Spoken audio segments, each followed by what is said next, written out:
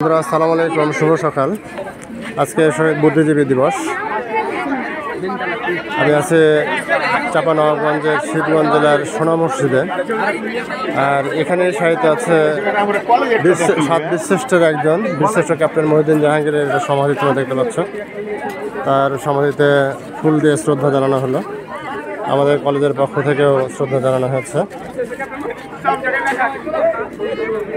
স্বাধীনতার একদিন আগে 14 ডিসেম্বর তিনি চাঁপানবাবগঞ্জ জেলায় মহানন্দা নদীর তীরে তার মাথায় এবং বুকে গুলি লাগার কারণে তিনি নিহত হয়েছিলেন। পরে তাকে বসে গাড়িতে করে নিয়ে এসে এই সোনা মসজিদ এলাকাতে তাকে দাফন করা হয়েছিল।